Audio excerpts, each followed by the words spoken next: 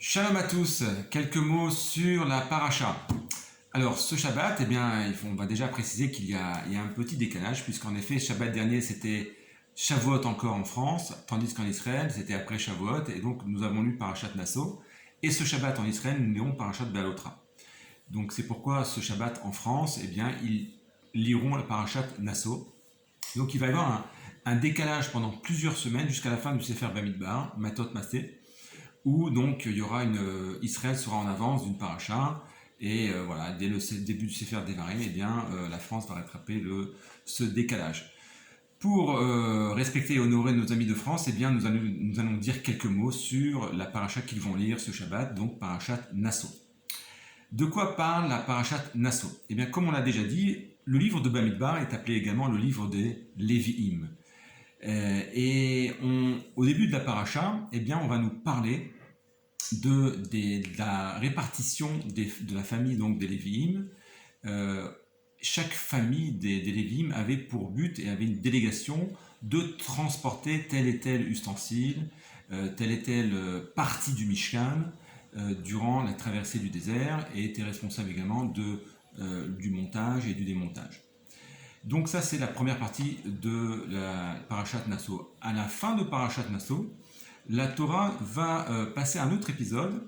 On fait un retour en arrière, on va nous parler de l'inauguration du Mishkan. À partir le 7e jour, donc les 7 jours, les Kohanim ont inauguré le Mishkan, et le 8e jour, eh bien, les chefs de tribu ont apporté des sacrifices dans le Mishkan.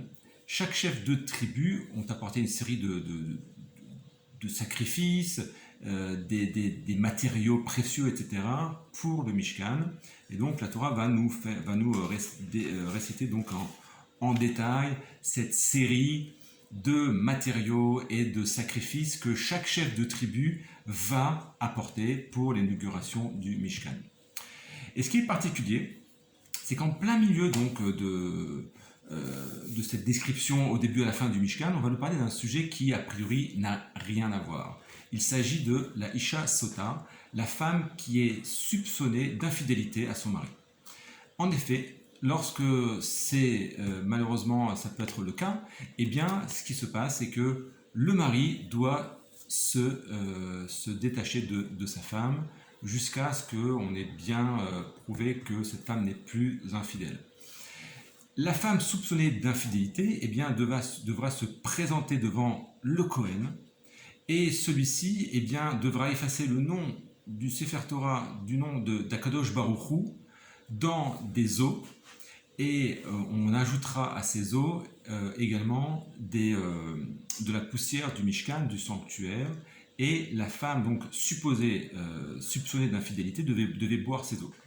Et donc on avait deux cas de figure, soit elle avait fauté, et bien à ce moment-là, nous dit la Torah, bien son ventre grossissait et jusqu'à ce qu'elle mourait sur place. Ou bien, deuxième solution, cette femme eh bien, a été soupçonnée à tort, elle n'a pas été infidèle, et à ce moment-là, eh bien, dans le cas où cette femme a l'habitude d'enfanter avec douleur, eh bien, ses prochaines grossesses seront à présent sans douleur. Voilà le cas de figure donc de la femme soupçonnée d'infidélité, la Isha Sota. Et les Chachamim se posent la question, comment se fait-il qu'au début, en plein milieu de notre paracha qui a trait au Mishkan, au sanctuaire, eh bien on nous parle de cette femme infidélité qui a priori n'est pas liée donc avec le sanctuaire.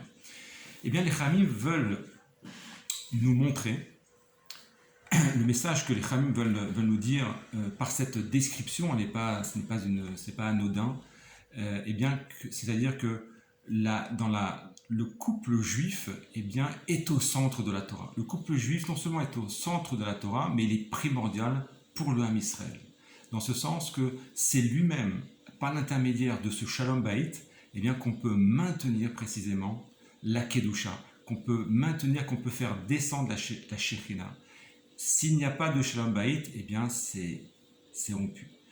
Si par contre il y a Shalom Bayit, et c'est une des priorités dans la Torah, eh bien on peut avancer, on peut faire descendre la spiritualité, on peut influencer notre entourage, et être ainsi une lumière pour notre famille et pour le peuple juif. Amen. À très bientôt. Shabbat shalom à tous.